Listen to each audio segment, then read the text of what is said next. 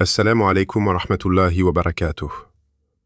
Tu ouvres les yeux le matin, et avant même de te lever, ton téléphone vibre. Une notification, puis deux, puis 10. La guerre quelque part, une injustice ailleurs.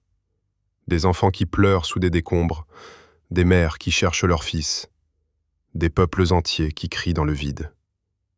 Et toi, tu es là, dans ta chambre, en sécurité. Et tu ne sais pas quoi faire de cette sécurité.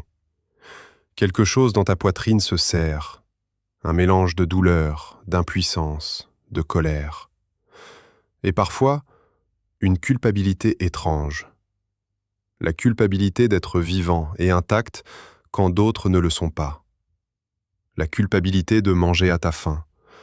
La culpabilité de rire avec tes proches. La culpabilité de ne pas faire assez. Alors tu essaies de prier, tu ouvres le Coran, mais les images reviennent. Les vidéos que tu as vues restent gravées, et ta concentration s'envole avant même que tu aies dit Bismillah. Tu te demandes, comment suis-je censé trouver la paix quand le monde est en feu? Comment puis-je aller bien quand tant de gens vont si mal? Est-ce que chercher la sérénité, c'est trahir ceux qui souffrent? Ces questions, elles sont réelles, elles sont légitimes, et elles méritent une vraie réponse.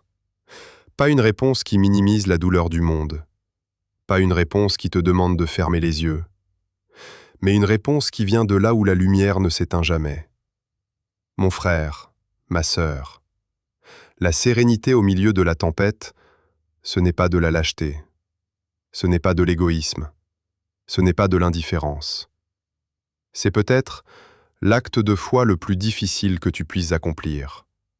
Et aujourd'hui, ensemble, on va chercher comment y arriver vraiment.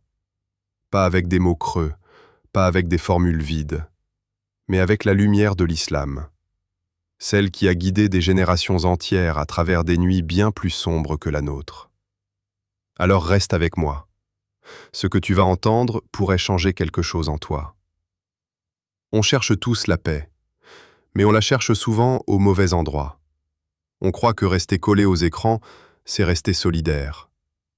On croit que se noyer dans les nouvelles, c'est être conscient.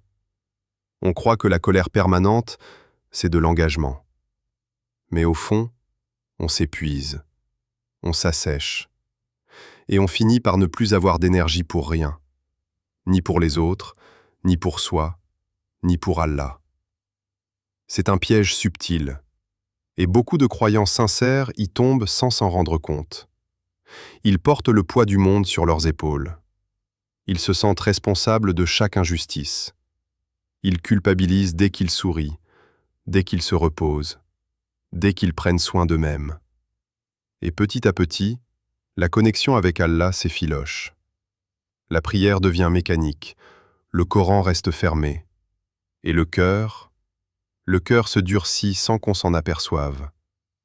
Personne ne voit tes larmes du soir.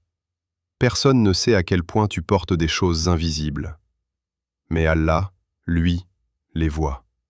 Chaque soupir, chaque nuit blanche, chaque prière murmurée dans le noir. Il les voit tous. Alors avant d'aller plus loin, j'ai quelque chose à te demander. Écris en commentaire le mot Sakina. Sakina, c'est la sérénité divine en arabe. C'est ce qu'Allah fait descendre dans les cœurs des croyants au moment où ils en ont le plus besoin. C'est court à écrire, mais c'est lourd de sens. Et chaque personne qui lira ton commentaire fera peut-être un « Amin » pour toi. Parce que tu mérites cette paix, vraiment. Maintenant, je veux te poser une question honnête, et je veux que tu y réfléchisses vraiment. Est-ce qu'au fond de toi, tu crois encore qu'Allah peut te donner cette paix, même maintenant, même dans ce monde-là? Parce que la réponse est oui, et la preuve, elle vient de la nuit la plus sombre de l'histoire de l'islam. C'est la nuit de la Hijra. Une des nuits les plus dangereuses qu'un homme ait jamais vécues.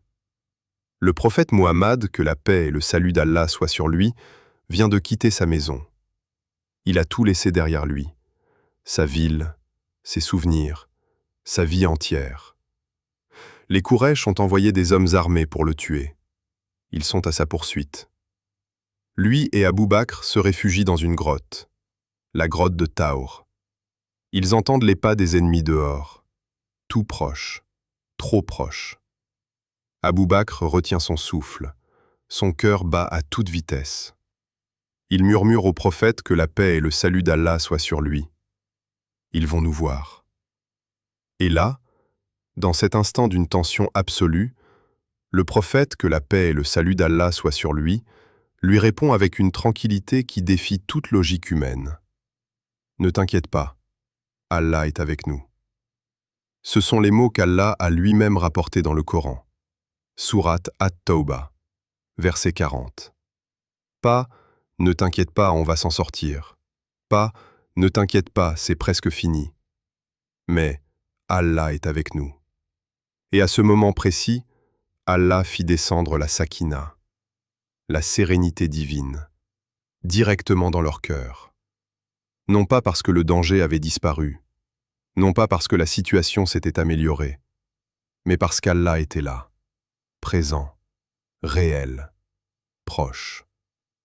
La paix n'est pas venue après la tempête, elle est venue pendant la tempête. Et c'est exactement ça que beaucoup d'entre nous ont oublié. On attend que les choses aillent mieux pour aller mieux. On attend que le monde se calme pour se calmer. On attend que la douleur passe pour retrouver la foi. Mais la sakina, elle ne descend pas après. Elle descend pendant. Elle descend quand tu tiens bon, quand tu reviens à Allah malgré tout, quand tu dis, même les larmes aux yeux, « Ya Allah, je ne comprends pas tout, mais je te fais confiance ». C'est là qu'elle arrive, c'est là qu'elle descend. Alors, concrètement, comment la trouver, cette sérénité? La première chose à comprendre, c'est celle-ci. Tu n'as pas été créé pour tout réparer. Tu as été créé pour faire ta part, rien de plus, rien de moins. Et ta part, elle est bien plus simple que tu ne le crois. Premièrement, protège ton regard. Le prophète, que la paix et le salut d'Allah soient sur lui, nous a enseigné que le cœur est influencé par ce qu'on lui donne à voir. Rester informé, c'est une responsabilité. Mais se noyer dans des heures de vidéos douloureuses en boucle, ça ne sauve personne. Ça t'abîme, toi. Et un cœur abîmé ne peut plus donner grand-chose. Fixe des moments précis pour l'actualité et protège le reste de ton temps pour Allah, pour ta famille, pour toi. Deuxièmement, agis à ta mesure. Une doua sincère du fond du cœur, un don, même petit, un partage qui éveille les consciences, un sourire à quelqu'un qui souffre près de toi. Ce sont des actes réels aux yeux d'Allah. Il ne te demande pas l'impossible, il te demande ce que tu peux donner, avec sincérité. Troisièmement, reviens au dhikr, le souvenir d'Allah. Pas comme une habitude vide, mais comme un ancrage quand tout vacille. Allah dit dans le Coran, dans la sourate Ar-Ra'd, verset 28, « C'est par le souvenir d'Allah que les cœurs trouvent la quiétude. » Ce n'est pas une suggestion, ce n'est pas une métaphore, c'est une promesse divine, directe, claire, absolue. Et une promesse d'Allah ne se brise jamais. Alors ce soir, avant de dormir, dis Subhanallah 33 fois. Dis Alhamdulillah 33 fois. Dis Allahu Akbar 33 fois. Et observe ce qui se passe dans ta poitrine. Je sais que ton cœur est lourd en ce moment, mais il a encore de la place. De la place pour la lumière, de la place pour Allah, de la place pour la sakina. Mon frère, ma sœur, le monde a toujours brûlé, depuis toujours. Nous a prêché pendant 950 ans dans un monde qui le rejetait. Ibrahim a été jeté dans les flammes. Moussa a fui avec tout un peuple derrière lui et la mer devant lui. Muhammad, que la paix et le salut d'Allah soient sur lui, a enterré ses enfants, a perdu ses proches, a été chassé de sa ville. Et pourtant, il priait, il se relevait, il souriait, il faisait confiance. Pas parce qu'il ne ressentait rien, mais parce qu'il savait quelque chose que le monde moderne essaie de nous faire oublier. Il savait qu'Allah n'abandonne jamais ses serviteurs. Jamais. Pas une seule fois dans toute l'histoire de l'humanité. Et il ne va pas commencer avec toi. Alors si ce soir ton cœur est lourd, pose-le entre ses mains. Juste comme ça, sans chercher à tout expliquer, sans chercher à tout contrôler. Avec la simplicité d'un enfant qui s'endort dans les bras de quelqu'un en qui il a confiance. Tu n'as pas besoin de tout résoudre ce soir.